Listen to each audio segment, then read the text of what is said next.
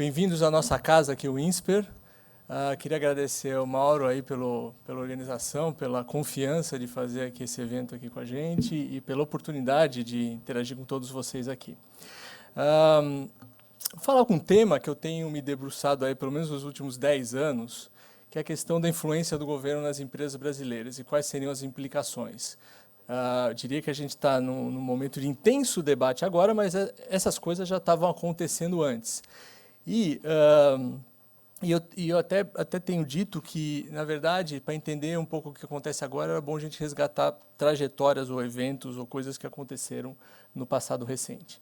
Na verdade, certamente vocês acompanharam a entrada do ministro Levi, e ele já entrou dizendo que ele quer acabar com esse patrimonialismo, que seria uma forma de confusão entre a parte pública e privada da economia. Quer dizer, a gente teria que buscar uma maior impessoalidade nas transações e assim por diante. Então, a grande pergunta é o que fez a gente chegar aqui e como que a gente pode ir mais para frente, basicamente. Então, o ano passado, também um trabalho de vários anos, eu publiquei esse livro chamado Reinventing State Capitalism. Foi traduzido aqui no Brasil este ano, Reinventando o Capitalismo de Estado, com meu colega Aldo Musacchio, na época em Harvard, em que a gente tentou descrever vários modelos de atuação do Estado na economia e, grosso modo, né, a gente olha o mundo, olha o que está acontecendo no mundo, a gente vê dois modelos em geral. O que a gente chamou de Leviatã. O Leviatã é mais jogada de marketing, basicamente. Se vocês não gostarem do Leviatã, chamem Estado, coisa assim. Então, o Estado como investidor majoritário e o Estado minoritário. O Estado minoritário, todo mundo conhece, acho que talvez seja o mais aí visualizado, quando você vê grandes empresas controladas pelo Estado. Petrobras, no mundo você tem aí China, Sinopec, várias empresas chinesas. Enquanto nós estamos aqui discutindo, os chineses estão consolidando as suas grandes empresas, criando seus campeões nacionais, estatais, para competir aí no mundo. E um outro modelo que a gente chama de Leviatã como investidor minoritário, que ele é mais escondidinho, às vezes eu não percebo que ele está lá, mas ele é muito influente, ele se disseminou muito. Que é o modelo onde o governo participa do capital acionário de empresas minoritário, a partir de vários mecanismos, bancos de desenvolvimento, aqui no Brasil o BNDES, fundos de pensão ligados a estatais, fundos soberanos aí investindo na ordem de trilhões em empresas em vários países, realmente atores pouco compreendidos. O que eu vou falar aqui na apresentação é o seguinte: na nossa interpretação, primeira coisa é que apesar de a gente ter falado que o Brasil privatizou, não privatizou ou não privatizou na sua maior parte. Na verdade, a gente moveu para esse modelo do Leviatã minoritário, onde o Estado começou a participar se disseminar em várias empresas. Ou seja, a gente partiu do modelo majoritário com poucas participações, ou com participações grandes em algumas empresas, para pequenas participações em várias empresas. Tá? E eu vou mostrar também, eu vou argumentar que depois de 1 a 1 a gente moveu o pêndulo de novo para o Leviatã majoritário, a gente está tendo que mover o pêndulo de volta, né? Então, vamos lá, vamos nessa trajetória. O modelo do Leviatã minoritário, ele se consolida nas nossas privatizações. Por quê? Porque grande parte do modelo que a gente adotou foi o modelo de consórcios, onde você teve investidores, acionistas participando do capital de empresas. Essa aqui é a privatização dos Minas, muito importante, uma privatização muito importante, porque demarcou esse modelo. Então, você bate o olho na composição acionária da Uzi Minas, começo da década de 90, Collor, portanto, você vê tipicamente um ator estrangeiro, né, um ator doméstico aí, que é o Bozano Simonsen naquela época, fundos de pensão, muitos deles ligados ao Estado, Previ, Vale do Rio Doce era uma empresa estatal da época. Então, se consolidou esse modelo de consórcio, com vários atores entrelaçados. Regido aí, como vocês sabem melhor que eu, um bloco de controle, se define um bloco de controle, e você tem um acordo de acionistas regendo tudo isso, né? Muito bem. Dado esse fenômeno, eu resolvi escrever lá para 2010 esse livro chamado Capitalismo de Laços, que ele vai pegar a trajetória do Brasil, principalmente desde as privatizações até o último mandato Lula, e o exercício foi o seguinte: vamos ver quem são os donos das empresas e como isso mudou ao longo do tempo. Então, aqui vocês têm o exemplo de duas empresas, Embraer e Vale, tá? E aqui embaixo os seus donos controladores. Então, você vê, por exemplo, A setinha aqui indica que BNDES tem uma relação de controle com a Vale. Mitsui, empresa estrangeira. Também Bradesco, Previ. Tá? E aí eu tenho uns tracinhos projetados aqui dizendo o seguinte, olha, a BNDES e a Mitsui estão participando do capital de controle da Vale. Então, eu vou projetar uma relação entre elas. Diga-me quem é o seu sócio que eu te direi quem é seu amigo, basicamente. Esse exercício. Então, eu fui projetando. Até saiu na mídia, na época, dizendo que esse era o Facebook do capitalismo brasileiro. Né? Na verdade, acho que não é muito diferente. Então, o exercício é você achar quem está conectado com quem e traçar algumas implicações.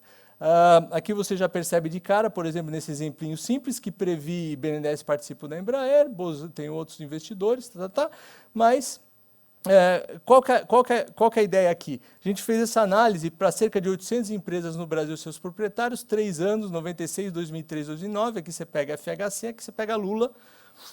E o que aconteceu? Não dá para entrar em detalhes, né? Isso aqui já demandaria mais 1 hora de apresentação, mas o que a gente descobre é que houve um aumento da centralidade ou da presença da disseminação desses atores ligados ao Estado, BNDES e fundos de pensão principalmente.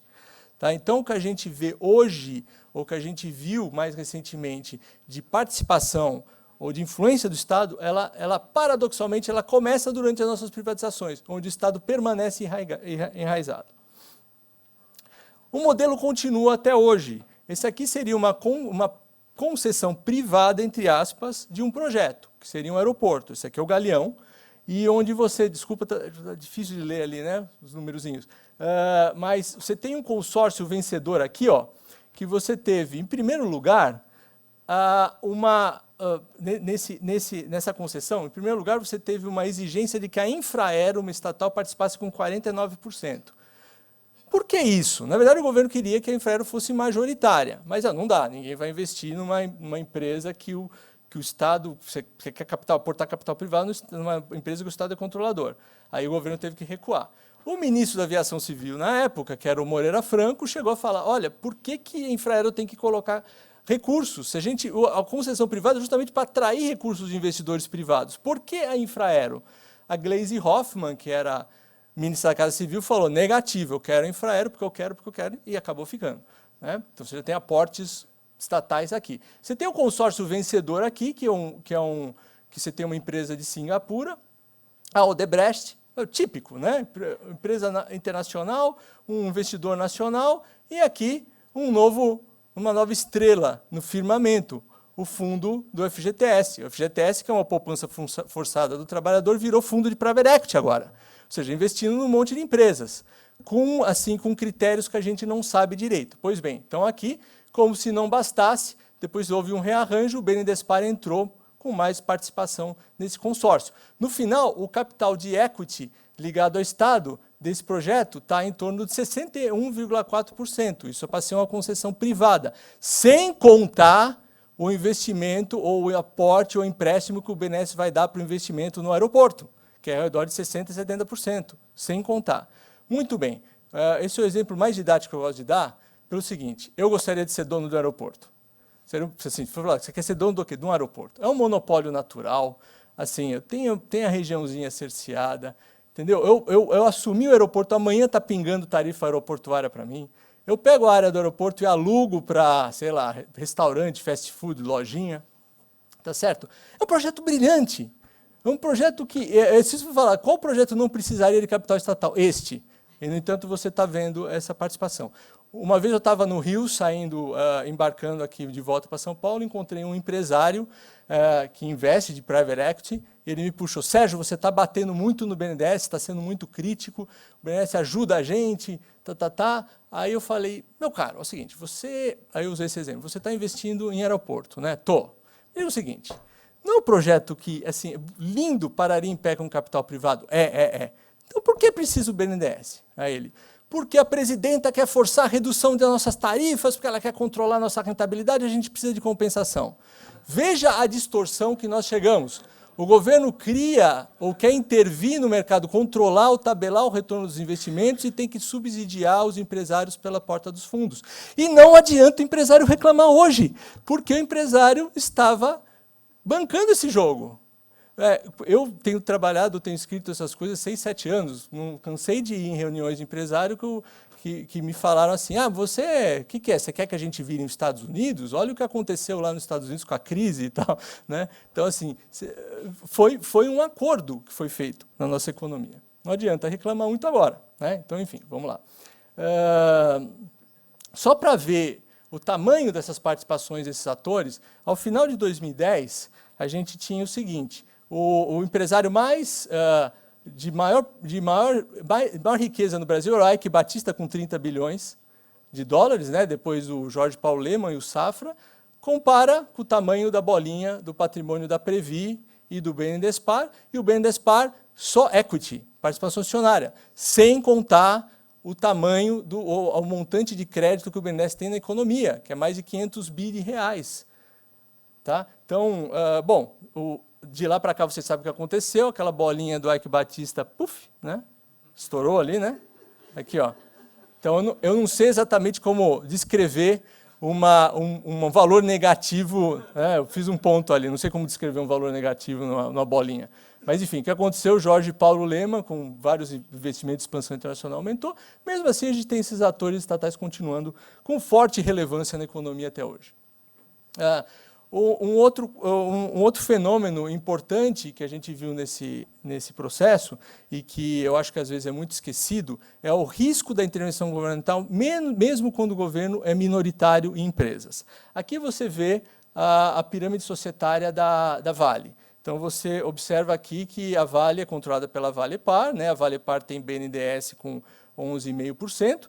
Depois, mais na Valepar, controle, você tem Mitsui. A Mitsui eu conheço, empresa japonesa. Bradespar, conheço, claro, Bradesco. Quem que é Litel? Quem que é Litel? Você pode parar por aqui, não investigar, vocês veem o tamanho do meu trabalho para tentar achar essas redes de propriedade, você tem que investigar. Quem que é Litel? Os fundos de pensão. Né? Às vezes passa desapercebido. Então, aqui. Tá? O que acontece? Ninguém aqui é controlador direto, né? Mas se você juntar as participações de Litel e BNDESPar, você tem uma participação majoritária no fundo. O resultado, acho que vocês acompanharam, interferência na Vale. Aí está o Roger Agnelli, uma figura aí que descreve, eu acho que o sentimento dele na época, onde ele, em 2009, houve uma pressão para ele investir em siderúrgicas, apesar de dizer que o core business da Vale seria mais extração, evitar demissões, comprar navios produzidos no Brasil, que é 2 a 3 vezes o preço do navio chinês.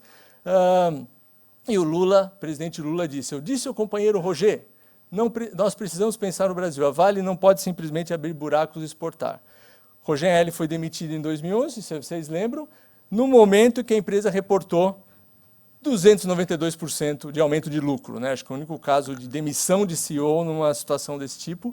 E ele vai dizer que os objetivos da companhia é gerar resultados, para gerar investimento, a missão do governo é diferente, completamente diferente. Estou dizendo o seguinte, que mesmo nesse modelo minoritário, há esse risco. Né? Há esse risco que a gente viu essas coisas acontecendo.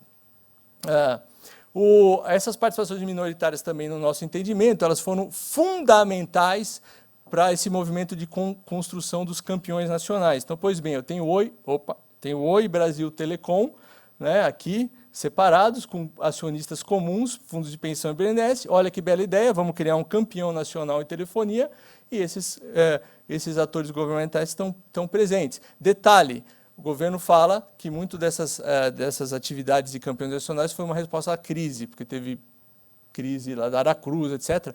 Mas essas coisas estavam acontecendo antes. Isso foi uma estratégia engendrada de formação de grandes empresas, independente da crise. E outras associações desse tipo aconteceram, né, que vocês conhecem. Passando um pouco rápido, dado o tempo. Né? Muito bem. Termina o governo Lula mais negociado, uma coisa mais negociada, mais nos bastidores, participações minoritárias, o BNDES crescendo, fundo de pensão, Dilma 1. Dilma 1 muda o modelo, de uma forma importante. Então, aqui, a Graça Foster, que vocês conhecem bem, quando ela assumiu, ela deu uma declaração que eu me assustei, assim, positivamente. Eu falei, nossa, se estamos nesse ambiente, onde o CEO pode declarar uma estratégia dessa de uma empresa controlada pelo Estado, realmente a gente está numa situação bem distinta. Então ela fala, se você me pergunta, o preço da gasolina represado, você me pergunta, é para corrigir preço? É lógico que tem que corrigir preço. Não faz sentido imaginar que quem vende qualquer coisa, uma xícara, um caderno, gasolina diesel, não repasse ao mercado suas vantagens e desvantagens. Então ela falou isso. Agora, quando eu dou essa aula, assim, alunos, etc., eu falo o seguinte, dá uma olhada naquela foto, sabe aquele jogo dos 7 erros? Né? Tem que achar alguma coisa estranha. Se você achou alguma coisa estranha, você está aí PhD em achar esses risco regulatório, risco governamental. Né? A presidenta ali, né? Então, controlador. Várias vezes eu assisti apresentações da Graça Foster, onde ela dizia, quando perguntava para ela, e a questão do preço da gasolina? Aí é o controlador que decide. Né? Então, estava muito claro esse tipo de intervenção lá, né, há um bom tempo. Muito bem, a gente teve outros casos nessa linha de pegar o Leviatã majoritário, grandes estatais, grandes empresas controladas pelo governo. Setor bancário, foi um pedido, podemos dizer até uma ordem direta por Jorge Hereda da Caixa a baixar a taxa de juros ao consumidor. E aqui tem um fenômeno bem interessante. Né? Houvesse tempo, isso aqui dá para falar mais meia hora até. O que aconteceu? A gente pode falar a seguinte hipótese, os bancos estavam em conluio com altas taxas de juros. Ok, a gente sabe pela teoria econômica, se ocorresse isso, e um player abaixa o preço, no caso a Caixa, os outros bancos seguiriam reduzindo agressivamente também. Se houvesse problema de conluio, você tem gente aí de antitrust, CAD, talvez possa me corrigir, mas enfim, é isso que se esperaria. Eu tenho pelo menos 2 dissertações de mestrado aqui no INSPER que não detectaram esse efeito. Os bancos privados fizeram o contrário, se retraíram e começaram a fazer uma carteira seletiva de clientes. Então, e agora estão lucrando muito, né? E agora os bancos públicos estão com uma carteira marginalmente mais arriscada, porque eles aumentaram o market share de 30% para 50%, e realmente eu torço para que não haja algum problema com eles à medida que a gente desacelera a economia agora, que vai ser inevitável. Aeroportos eu já falei, queria que a Infraero fosse minoritária, não deu certo. Transportes, imbróglio agora, está toda essa discussão, até hoje no Valor sai reportagem sobre isso. Você tinha um modelo de concessão, onde quem construía podia operar a linha, etc. Tem vários seus problemas de monopólio, isso é tratado a partir de regulação, mas o que se quis foi separar quem constrói e quem opera, e botar no meio uma estatal. Aí, de cara, você já aumentou drasticamente o risco regulatório, porque você começou a perguntar, mas que preço que vai ser pago? Eu vou receber? Etc, etc. Quer dizer, já de cara você teve problema e parar investimentos até hoje. Setor elétrico, vocês também conhecem melhor que eu, não precisa nem falar as renegociações propostas, que caiu muito no colo das estatais, e as estatais começaram a perder muito dinheiro. Então, aqui o argumento é que, sob Dilma I, a gente voltou para o modelo que, na verdade, a gente não via desde a década de 80, década de 70, década de 80, que são grandes estatais controlando a economia, represando preços, direcionando investimentos de uma forma pouco transparente, com renegociações de contratos, assim, várias dessas estratégias que a gente não via há um bom tempo. Pois bem, já havia sinais, posso dizer que estava no Capitalismo de Laços, meu outro livro, penúltimo livro, está certo que numa notinha de rodapé, se eu soubesse agora, eu teria colocado em destaque com box, assim, mas quando a Dilma foi marcada aceita como a candidata do PT, ela fez o seguinte discurso. Alguns ideólogos chegavam a dizer que quase tudo seria resolvido pelo mercado. O resultado foi desastroso. Aqui o desastre só não foi maior, como em outros países, porque os brasileiros resistiram a esse desmonte e conseguiram impedir a privatização da Petrobras, Banco do Brasil, Caixa Econômica e Furnas. Estava ali, né? Está ali bem claro o que ela pretendia fazer. Digo aqui, é bom dar um parênteses, eu não sou contra a intervenção do mercado, não sou ardoroso defensor de privatização, eu acho que a gente chegou meio à conclusão no mundo que o capital estatal pode coexistir com o privado e pode até prosperar, mas precisa ter disciplina, regras, mandato, né, transparência, enfim. Dilma II, agora, nós estamos numa situação onde o pêndulo tem que retornar, vários embates, mais por necessidade do que por convicção. Não creio que a própria presidente Dilma pense que é desejável diminuir o tamanho do BNDES, ou é desejável não usar a Petrobras para controle de preços, mas eu creio que vai ter que ser feito, dada os vários sinais que a gente obteve, né? Então, tem várias questões macro que precisam ser feitas, estão sendo tocadas, superávit, tem que retomar todas essas coisas, não vou entrar em detalhes, nem é a minha especialidade, mas o que eu tenho falado e tenho defendido são algumas mudanças institucionais que seriam importantes, dada essa presença do Estado na economia, que a gente precisa regrar um pouquinho. A primeira coisa é a gente pensar no arcabouço legal. A gente teve uma proposta inicial, depois fez um workshop aqui no INSPER, onde se tem toda uma discussão de uma lei própria das estatais, porque já existe uma emenda constitucional que prevê a criação dessa lei, já existe. E eu conheço, e já existem 3 projetos tramitando no Congresso nessa linha, e mais 2 em proposição, pelo menos os 2 que eu conheço, de pessoas que me contataram até, né? Então, e eu acho que vai ter mais, várias outras iniciativas. Uma das coisas que ficou claro no Congresso, até Mauro, Patrícia, várias outras pessoas participaram, é que é necessário a gente deixar sempre isso atrelado à lei das SIAs, que é uma lei muito boa, né? Como você disse, uma lei muito boa, então sempre atrelar a lei das SIAs, ou seja, a lei das SIAs é a nossa referência, mas a gente acredita que tem algumas coisinhas que a gente precisa especificar melhor. Por exemplo, mandato claro. O que é esse tal de interesse público? Quais são os limites, né?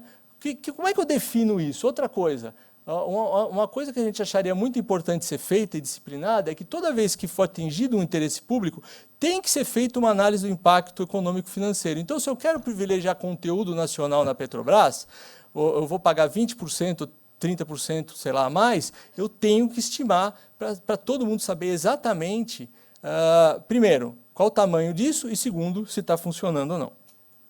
E os critérios da composição de gestão do Conselho de Administração também, muito importante, né? Já tem várias propostas em curso, o BGC tem propostas, a própria CVM, e eu não tiraria de cena ou de atenção o caso onde o Estado é minoritário também, porque a gente está discutindo muito as grandes estatais controladas pelo Estado, mas, como vocês viram, o Estado minoritário é muito disseminado no Brasil e ele pode ter algum tipo de interferência residual. A gente precisa pensar um pouco nesse caso.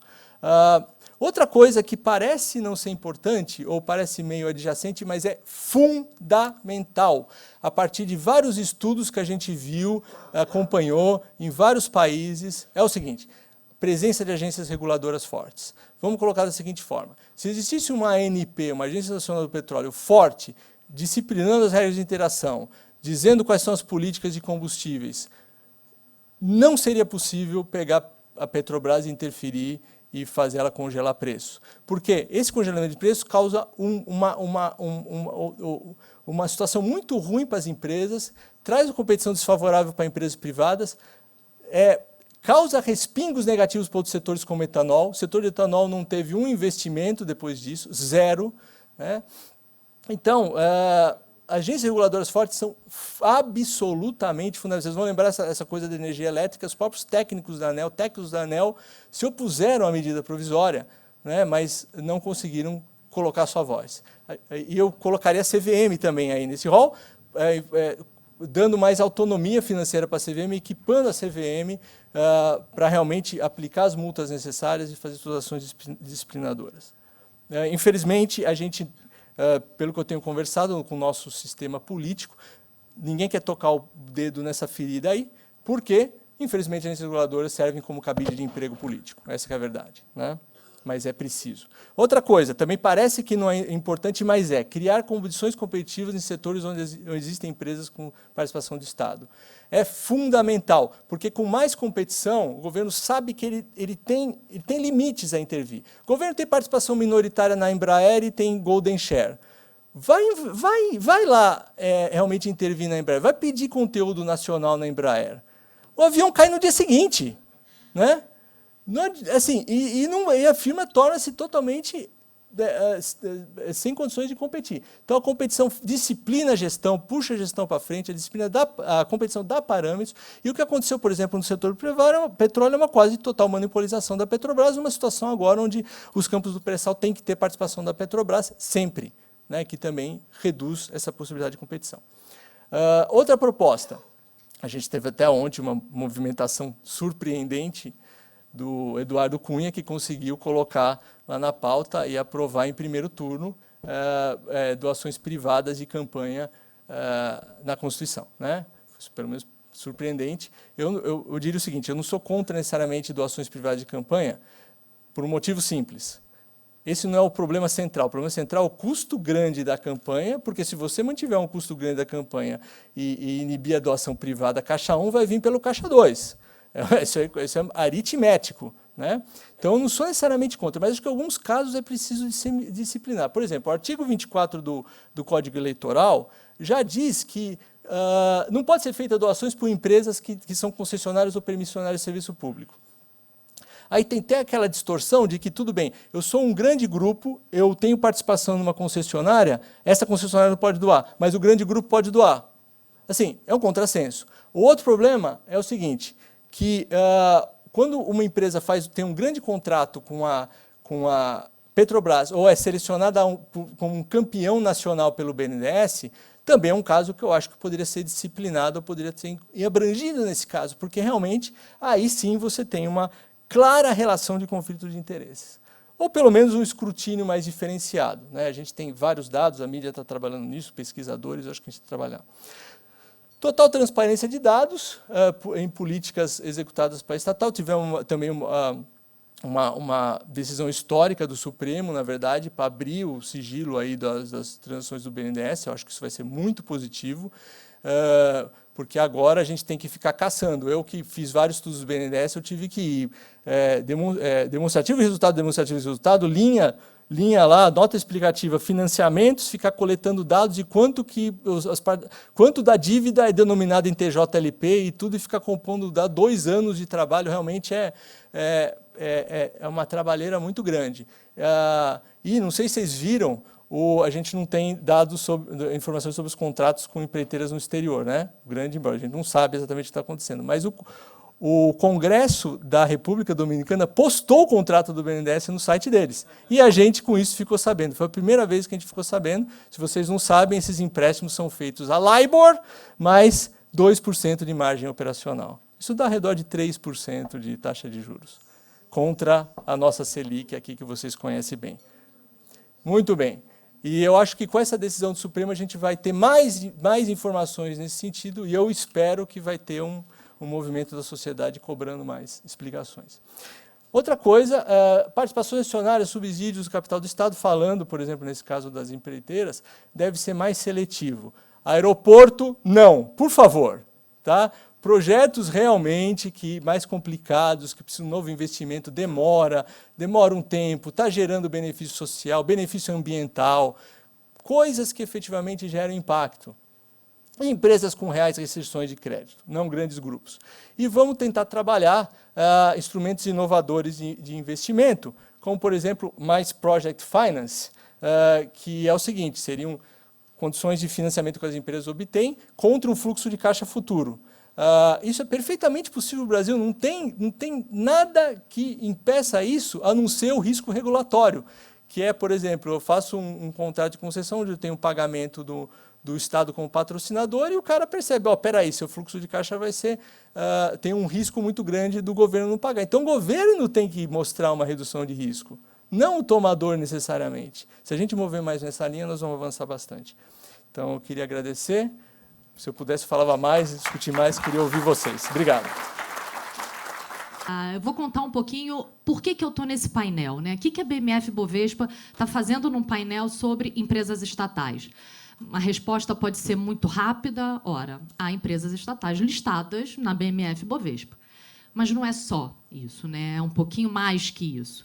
Depois de um longo estudo feito pela área técnica da BMF Bovespa, a gente percebeu que havia espaço para discutir regras, medidas concretas, objetivas, de aprimoramento de governança corporativa das empresas estatais no Brasil.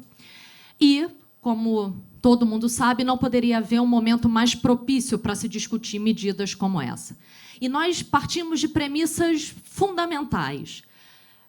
Questões filosóficas foram absolutamente apartadas dessa nossa discussão. Ter ou não ter empresas estatais listadas em bolsa, ter ou não ter sociedades de economia, não era uma questão para nós.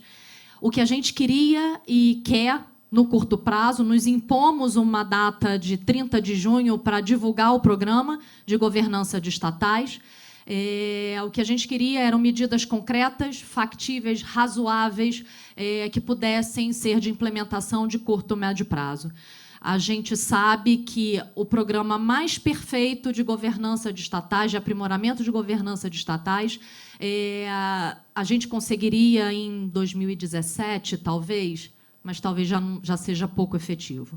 Então, nós nos impomos a data de 30 de junho e vamos cumpri-la. O que se baseia esse programa de governança de estatais? A gente tem 4 grandes linhas de ação, 4 grandes linhas de atuação de aprimoramento de governança dessas empresas. A primeira delas é basilar no mercado de capitais. Se eu tivesse que perguntar para vocês aqui, para acordar, hein, gente, em uma palavra, o que é mais importante, o que é mais básico no mercado de capitais? Transparência. Gera confiança, né? Então, a primeira grande linha de ação é transparência, melhorar a divulgação de informações dessas companhias que são tão relevantes, não só para o mercado de capitais, como para o Brasil. A segunda grande linha de ação, aprimorar estruturas e práticas de controles internos dentro dessas companhias, dentro dessas gigantes. Terceira grande linha de ação, tocar na ferida, composição da administração dessas empresas, política de indicação para administradores e criação de comitês de indicação para administradores de empresas estatais. E um quarto bloco, que é praticamente uma consequência dos 3 principais blocos, são algumas obrigações para o acionista controlador e não para a companhia. No mês de abril, a gente divulgou as nossas propostas ao mercado. Está sendo um projeto muito desafiador para a BMF-Bovespa. A gente se impôs a obrigação de discutir amplamente com o mercado, e aí todo mundo, né, podendo comentar, investidores, o próprio governo federal, estadual, municipal, CVM, empresas, instituições de mercado, a AMEC, a Brasca, a Ambima, IBGC, enfim, todas as instituições foram convidadas a se manifestar. Estamos numa batalha aí de conversar com todo mundo ao longo do mês de maio. Em junho, a gente volta para dentro de casa. Eu costumo falar que a gente volta para a prancheta, mas agora isso já não é moderno. A gente tem que falar que volta para o tablet, né, para reestruturar as questões, né, incorporar as sugestões que a gente entender que são cabíveis. E, no dia 30 de junho, a gente faz o anúncio. A ideia é que haja um reconhecimento como um selo para as companhias que voluntariamente venham aderir ao programa de governança de estatais. E aí a gente vai fazer um modelo um pouquinho diferente. Eu já vou passar para uma primeira pergunta para o Sérgio. E como eu tenho a prerrogativa de estar com o microfone na mão, eu faço a primeira pergunta e depois eu passo para quem quiser perguntar também. Todo esse estudo feito dentro da BMF-Bovespa, ele tinha um pilar. E o pilar era o artigo 238 da Lei das SAs. E o artigo 238, no finalzinho do artigo 238, ele diz, olha, as sociedades de economia mista, elas podem, sim, atuar no interesse público que justificou a sua criação. E eu vou utilizar uma frase que nós, da BMF-Bovespa, já ouvimos algumas vezes. Vou parafrasear um amigo querido, que é o Carlos Rebelo, que está conosco na BMF-Bovespa até o final de junho. Depois ele se aposenta. E ele sempre diz, hoje o que a gente tem no mercado em relação às estatais é um cenário de incerteza muito grande. O que a gente está tentando fazer com esse programa de governança de estatais é transformar o que hoje é incerteza em risco. A gente não vai apagar o artigo 238. Ele está lá, ele existe, mas ele tem que ser administrado, ele tem que ser domado. Aquele interesse público que está lá não é qualquer interesse público, é um interesse público que justificou a criação da estatal. E o que a gente quer com esse programa é colocar luz sobre que interesse público é esse em que a estatal vai atuar. E a gente, essa semana, foi brindado... blindado, claro, né, gente? Foi blindado com uma decisão da CVM, há 2 dias atrás, em que se enfrenta essa questão. Eram duas acusações, uma contra a União Federal e outra contra o governo do Estado de São Paulo, em que os dois saíram condenados ao final do julgamento por dever de diligência junto à Sabesp e exercício do direito de voto na Eletrobras. E há focos importantes sobre essa limitação do que vem a ser o 238. Né? Foi uma alegação da União Federal de que estava se cumprindo o artigo 238 e a decisão do julgamento foi numa linha contrária, que o 238 ele tem um limite muito estipulado. E aí eu queria pedir para o Sérgio, se ele puder comentar um pouquinho essas decisões aqui dessa semana. Não, eu achei as decisões fenomenais, acho que foi um grande avanço essas decisões da CVM, né, que eu acho que estava um risco regulatório muito grande. O grande nó da questão é justamente o que é interesse, o que é objeto social, o que é o interesse que norteou a sua criação. Eu particularmente, sou da seguinte visão: eu acho que o interesse que norteou a sua criação ele é relativamente vago, porque se você olhar a lei, por exemplo, você pegar a Petrobras, ela foi criada no momento que se definiu que ela era monopolista. Tudo bem, se revogou o monopólio, mas é uma definição muito antiga, né? Uma definição. Então, eu acho que o que seria importante nesse momento, na linha do que a gente propôs aí, é você, em estatuto, especificar melhor. Inclusive, eu diria até além, com métricas, com indicadores, né? Que permitem, inclusive, você avaliar o custo-benefício dessas políticas, né? Na linha do que a gente estava dizendo. Eu acho que isso ajudaria a reduzir ainda mais esse risco, né? Mas eu entendo que é um ponto de debate entre os advogados, juristas, etc. Né? Se a gente se mantém simplesmente ao objetivo que norteou a criação, a gente entra num debate de especificar melhor o objeto social. Eu creio que seria salutar a gente ter uma melhor especificação e um acompanhamento e uma medição.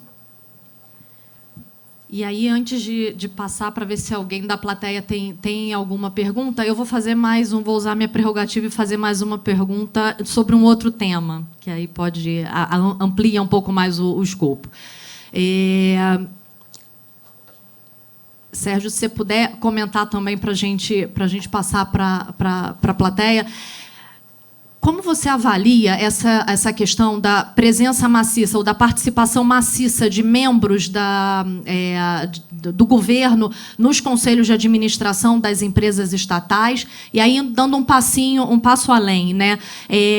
Seria o caso da gente ter algum tipo de vedação a essa atuação? E aí, em qualquer nível, né? Uma vedação absoluta, membros do governo não podem participar de conselhos, ou alguma coisa no lado oposto? Não caberia uma vedação. O que caberia seria uma análise de perfil. Se a pessoa se enquadra no perfil, seja lá quem for, ainda que ela seja um ministro de Minas e Energia, ela estaria enquadrado naquele perfil e poderia atuar. Ou algo no meio do caminho, né? Algumas situações específicas gerariam um conflito de interesse tal que seria intransponível, insanável. Então, naquele ponto, como, por exemplo, quem dita política pública para aquele determinado setor, para esse caso específico, teria uma vedação. Se pudesse comentar um pouco. Tá, eu acho que, em termos de princípio, uma estatal é do Estado, não é do governo em exercício. Portanto, quem deve estar no conselho são representantes do melhor interesse do Estado, mesmo nos assentos que são cabíveis ao controlador. Sob essa ótica, eu defendo sim, que tem que ter um limite de indicações do executivo, por exemplo, e de filiações partidárias. Tá? Eu não sei, acho que aqui até eu confesso que é uma coisa que eu mesmo estou ponderando bastante, não sei se é uma total proibição de você ter pessoas com essas características, mas pelo menos, digamos, metade, né, que metade seja verdadeiramente independente seguindo determinados critérios de conflito ou seja, de representação do Estado. Então não pode ter, por exemplo, um empresário com contrato relevante com o governo, não pode ser, você não pode ser pessoas filiadas a partidos e com um ativismo muito grande, né, e limites a membros do executivo. Então eu acho que isso seria muito salutar sob essa perspectiva de ter representantes que vão defender os melhores interesses do Estado. E isso já me atrela a outro ponto. Porque se você vai colocar representantes do melhor interesse do Estado, esse pessoal tem que ter um mandato claro. Por isso que você precisa definir melhor o objeto social. O que nós vamos perseguir é isso, aquilo. E quando houver desvio de considerações econômicas, nós vamos avaliar isso, ponderar e assim por diante. Alguém tem alguma pergunta, gente, para o painel? Ilene, por favor. Obrigada. Obrigada, Sérgio, Flávia. Não o conhecia pessoalmente, um prazer. Eu me lembro que o diretor-presidente da ANP da época chamava-se Haroldo Lima. Eu me lembro que eu estava dentro do IBMEC Rio, dando uma aula de securitização, pregão aberto, à tarde.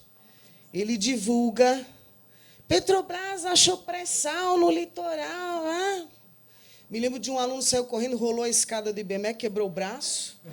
Compra Shell, Cosan, velho, Shell! Pedindo para comprar satélites. Né? Ele não ia comprar planeta, com medo de CVM, sei lá. Garotada comprando satélite. O cara ficou louco, vazou, ele viu no iTrack, hoje todo mundo com iTrack, com iPhone, anything. Ele lá, pá, né? O cara saiu feito louco. Dia seguinte, capa do Estadão, Estado de São Paulo, família Mesquita põe na manchete. Eu sou governo. Não sei quem é CVM, não sei onde fica essa tal Bolsa de Valores. Era a capa, presidente da ANP. Violou 358, violou lei das SA, pregão aberto, assim como acho um erro o CAD julgar SA aberta com pregão aberto. Independência da ANP. Quer dizer, aí vai minha questão. Adianta blindar as estatais se as agências reguladoras também, muitas vezes, os seus ocupantes das agências... Não vou nem falar em captura, hein? Não estou nem falando da captura das agências, que já existe uma tese mais violenta de Yale, Stanford, Raquel Stein, aqui, da captura dos órgãos, você nomear um ex-réu, para presidir o órgão, né? Alguém com ficha suja, alguém que não entende nada do business... Eu vou mais na linha da incompetência mesmo, né? Então, esse suitability para o cargo, né? Esse suitability, você nomear um cara, presidente da ANP, que não sabe onde fica a Bolsa, quando o Petrobras era 1/3 do índice Bovespa. Só isso, né? Porque ela era 1/3 do índice. É muito chocante, doutor Sérgio, é muito chocante. Então, eu não sei se esse tipo de iniciativa é válida, eu acho muito salutar. O Haroldo Lima? Eu não. Ah, tá. Ah, sim. Ah. Gostei. Não, é verdade, é por isso.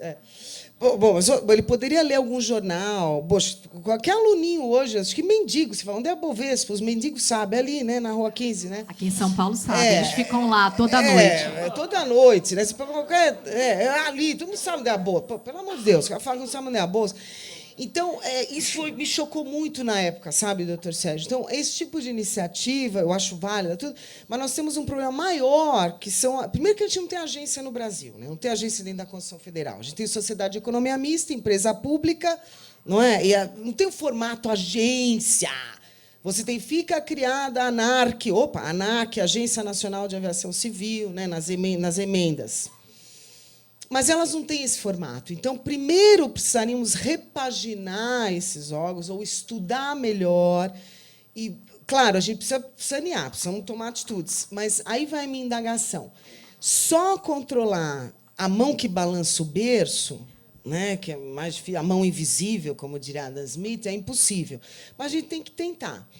Então, claro, começar pelas estatais é um bom começo. Agora, na tua opinião, isso seria um bom começo, ou primeiro precisaríamos começar pelas agências, uma reforma política, e depois chegar no longa-manos do poder público? Que você... First things first, ou podemos começar para... Não, eu acho que as iniciativas podem ir em paralelo, é ótimo, porque a Bovespa seria uma coisa mais da autorregulação, né? Ou seja, dos agentes do mercado, eu acho perfeito, assim como a iniciativa do BGC, eu acho que tem que acontecer. Mas até o nosso documento, nós fizemos um workshop aqui, que a gente defende justamente o que você está dizendo, que é, se a gente não mudar o ambiente institucional do Brasil, que foi deteriorado em várias margens, né? Nós não vamos resolver o problema. E a agência reguladora, se vocês me perguntarem, se você pudesse canetar e falar o que seria a principal reforma, é a agência reguladora. Não tenham dúvida disso. Nós temos evidência empírica, dados, estudos, por exemplo, fazendo correlações entre valor de mercado de estatais e força da agência reguladora.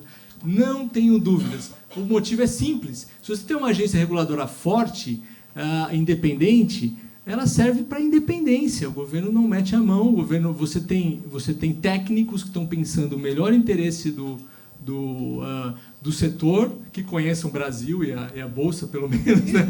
Ou seja, bons técnicos. Então, esse é absoluto. E você cria condições de competição. Como eu disse, se você tivesse uma ANP forte, difícil você colocar o dedo para resolver o problema para você congelar preço da gasolina. Agora, por que isso não entra na agenda? Eu tenho sido contatado praticamente a cada semana por alguém, técnicos de Senado ou Congresso, qualquer coisa assim.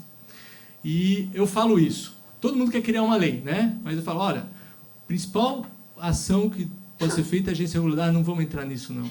Não, aí é complicado.